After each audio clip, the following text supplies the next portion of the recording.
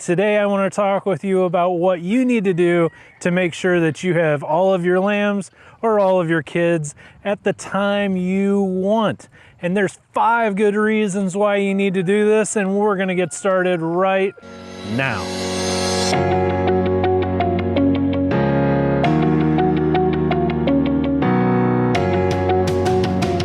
Now, the old timers used to say that, you would just let them breed whenever they were going to breed, and then... Yeah, as a kid, I used to herd damn sheep all the time and didn't even worry about it. Herd damn sheep and goats. Yeah, but we don't... Where did you even come from? Them sheep and goats don't like you and I don't like you either. Damn kid, you ain't know what the hell you're talking about. See what you're doing. Yeah, but we don't... We want to know... We don't want to be, having babies for a month at a time. We just want to have them and be done with it. Hey, go cry your mom. Okay, anyways, moving on. So the old timers used to say, just have the babies whenever they happen, and it is what it is. But we've got better ways of controlling that now. Okay. Hey everyone, I'm Tim from Linessa Farms Specialty and Heirloom Livestock. Thanks for joining us again today. So even though the old timers used to say we would just let them have their babies whenever they were going to have them, we don't do that anymore. And there's lots and lots of reasons why, but I want to narrow it down to 5 good reasons why you need to control the timing of your lambs and your kids, and then one major reason that is just kind of the all-encompassing one that we're most concerned about. So getting started right off the bat, when we talk about timing, what exactly do we mean and how can we control this? Well, what we mean is essentially controlling the amount of time that our males are with our females into which our females can get pregnant. And first and foremost, this allows us to have control over when these ewes and does are going to have their babies, and it clumps them together in one period of time. We've talked about flushing, and that's the first point that I want to talk about. Flushing is where we give extra nutrition to our females, and it helps them to ovulate more appropriately, drop more eggs, and potentially have more offspring. The only way that this can be done is to have them all time together. You would feed them all together. That way they all ovulate at the same time, because we want to control that nutrition. Now, we have a detailed video talking about this, which you can see right here. The best time of the year to do your timing, to work with your females in order to have them go into estrus at the same time, is in the fall. Now, here in the northern hemisphere, our fall happens to be as we're moving closer into September. Maybe in mid-August is the sheep and goat fall, if you will. Don't get too hung up in autumn and the actual seasons. We're talking more about temperature and hours of daylight. So what do I consider going into fall as far as our sheep and goats are concerned? Once I see the evening temperatures consistently drop into the 50s, for 3 days or longer, I consider that prime time where our ewes and our does are going to be ovulating harder and more appropriate in order to get pregnant. Now, boy, I've got a guinea that's just madder than heck up there. That's George, I believe. Isn't that George, their camera lady? Yeah, that's George. He gets just upset all the time. I never let him get into the video, so he gets upset. Anyways, so when these temperatures start dropping and the hours of sunlight start getting less and less, it triggers things in these ewes and these does, and it causes them to want to go into estrus.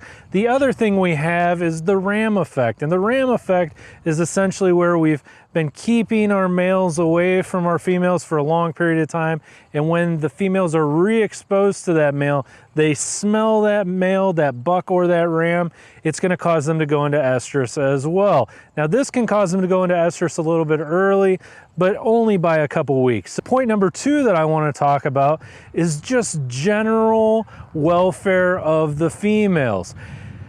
How are we going to control the amount of feed that they get throughout gestation? You know, it's really important to give them very, very good feed in the beginning of gestation. It's very important to give them really, really good feed towards that end of gestation. In the middle period, we've got kind of a maintenance going on. We have vaccines that we have to consider. Even if you're just doing C, D, and T, you're gonna have a specific time, about 30 days out from lambing or kidding, that you're going to wanna give that. We're gonna start talking about time now, and you're gonna hear me talk about time over and over and over, and how it's more convenient and it's more advantageous for us to have everyone time together. As you can imagine, if you have 4 sheep or 4 goats or 40 or 400, being able to bundle them together, feed them the same thing at the same time, give them all their vaccinations at the same time is going to come in very, very handy, and it's going to be a much, much better way for you to utilize your time. Now, when we get to point number 3, I want to talk about lambing and kidding itself. The lambing and kidding process, if it's happening at the same time, this is going to allow you to get into that mindset. You're going to be able to get extra help. You're going to be able to have people there, and you're going to know when these babies are going to be born. How are we going to know? Well, we're going to go back to that time period in the fall when we're breeding, and we're going to put a marking harness or some marking chalk on the brisket of our males. We're going to pay attention to when they mark those females, and then we can do our gestation calendar that about 145 days from that day forward, and we can know when they're going to have those babies. Last week, I had most of my ewes breeding. The reason I did that was because now I know that they're gonna have those babies basically the week between Christmas and New Year's. The kids are gonna be home from school. I'm gonna be slow at the hospital. My wife is gonna be home. We're all going to be here. It's going to work out good for us to be able to have those babies at that time. It's going to be 1 week, give or take, for a few that missed and a few that'll go a week later. But the majority of our does and our ewes are all going to go at that one time period. I can plan ahead and I can work ahead, and I'm going to be in that mindset for delivering babies. The other really, really big benefit of this that I want to add to this point number 3 is basically what happens when something goes wrong. What happens if we lose a mom? What happens if we have a mom that has triplets and can't take care of all those babies? This is a prime time that I can graft those babies from one mom to another. The timing is right. Otherwise, you're running into issues where you got one ewe or one doe having a baby this week, maybe another one next week. If you want to try to graft a baby, the time may not be appropriate, and you're going to run into other problems. The other thing that I want you to consider with this timing of birthing is having to keep everyone separated. If you have lambs and kids on the ground and you have moms running around with them that are bagged out and have milk coming in, what you're going to set yourself up for potentially is for those babies to start trying to steal and nurse off of those moms that haven't had those babies yet. You most definitely don't want those moms to give up their good colostrum to babies that don't need it. You don't want those bags to get irritated, because then when they go to have their babies, they may have chapped nipples, they may have other problems, they may not have any colostrum. You're going to run into all kinds of problems. So again, timing everyone together really, really pays dividends. The fourth point that I want to make is the timing of the basic processing for the babies. We're going to have to dock tails. We're going to have to tag ears. We're going to have to clip umbilical cords. We're going to have to do all of these things all at one time with these babies, and it's much, much easier for you if you're doing the processing all at once. Instead of spending 2 hours today and 2 hours tomorrow and 2 hours the next day, you can take 2 days, bundle them together. You can get all your docking done, all your ear tagging done, all your CDT vaccines taken care of, everything accomplished all at once.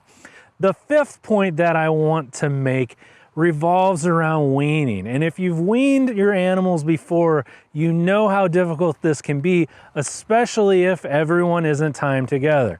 Now, we have no reservation telling you the good truth here, and that is that not all of your moms are going to have their babies on the exact same day.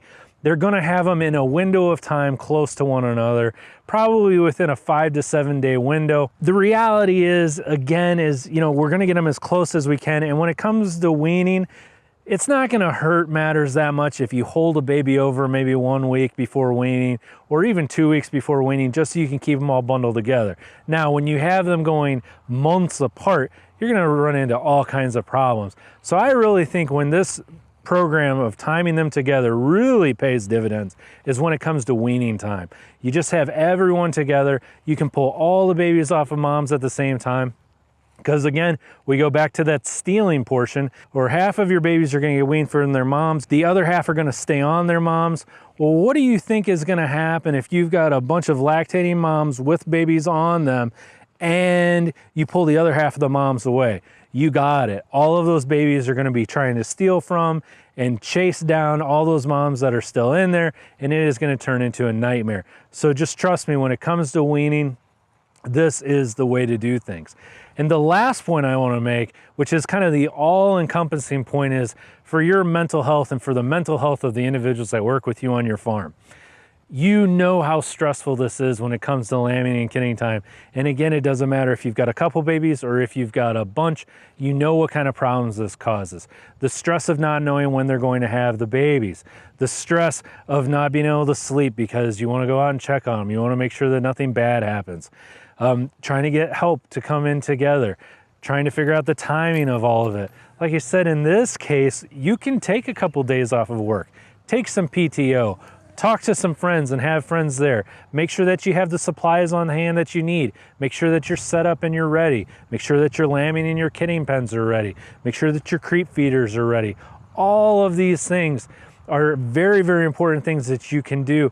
And if you know when this is going to happen, it is going to save you so much heartache and so much stress. You will not believe it. So, with that being said, I'm Tim from Linessa Farms, Specialty in Heirloom Livestock. Thanks for joining me again today, and I look forward to seeing you again next time.